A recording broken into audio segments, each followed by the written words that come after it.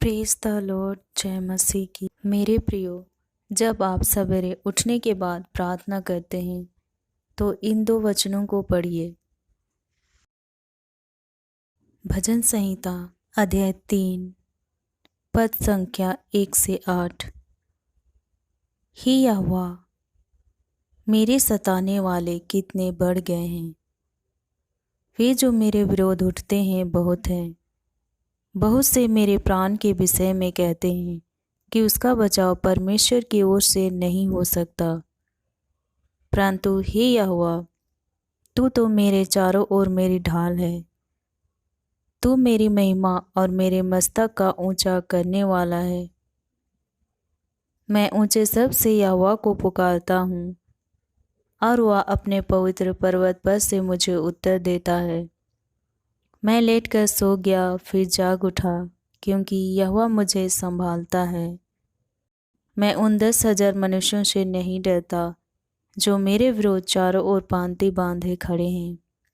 उठ हे यहोवा, हे मेरे परमेश्वर, मुझे बचा ले, क्योंकि तूने मेरे सब शत्रुओं के जबड़ों पर मारा है और तूने दुष्टों के दांत तोड़ डाले हैं। उद्धार यहोवा ही से होता है। हे यहोवा, तेरी आशीष तेरी प्रजा पर हो। भजन संहिता अध्याय 5 पद संख्या 1 से 12। हे यहोवा, मेरे वचनों पर कान लगा, मेरे कहराने की ओर ध्यान लगा।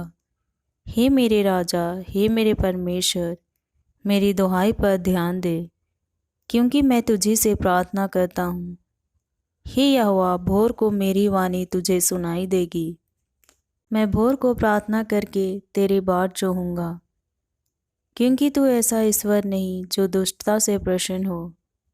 बुराई तेरे साथ नहीं रह सकती, घमंडी तेरे सम्मुख खड़े होने ना पाएंगे। तुझे सब अनर्थकारियों से घृणा है। तू उनको जो झूठ बोलते हैं नष्ट करेगा।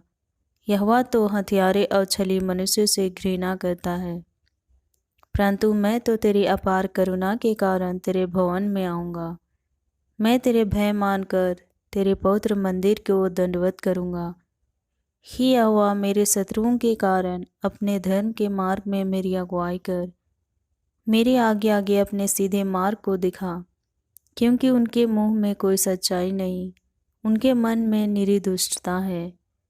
उनका गला खुली हुई कब्र है, वे अपनी जीभ से चिकनी चुपड़ी बातें करते हैं। हे परमेश्वर, तू उनको दोषी ठहरा, वे अपनी ही युक्तियों से आप ही गिर जाएं।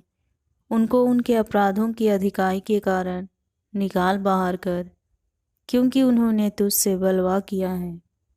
परंतु जितने तुझ पर भरोसा रखते हैं वे सब आनंद करें, वे सर्वदा ऊंचे स्वर से गाते रहें, क्योंकि तू उनकी रक्षा करता है। और जो तेरे नाम के प्रेमी हैं तुझ में प्रफुल्लित हों, क्योंकि तू धर्मी को आशीष देगा। ही यहोवा, तू उसको अपने अनुग्रह रूपी ढाल से घेरे रहेगा। मेरे प्रियो, जिस तरह से दाऊद राजा प्रार्थना करते थे, आज हमें भी राजा दाऊद की तरह प्रार्थना करने की ज़रूरत है। और कुछ वचनों को याद कर लीजिए और प्रार्थना करते समय इन वचनों को शामिल कीजिए और प्रभु का धन्यवाद कीजिए। इन वचनों के द्वारा परमेश्वर आप सबों को बहुतायत के आशीष दे। आमीन।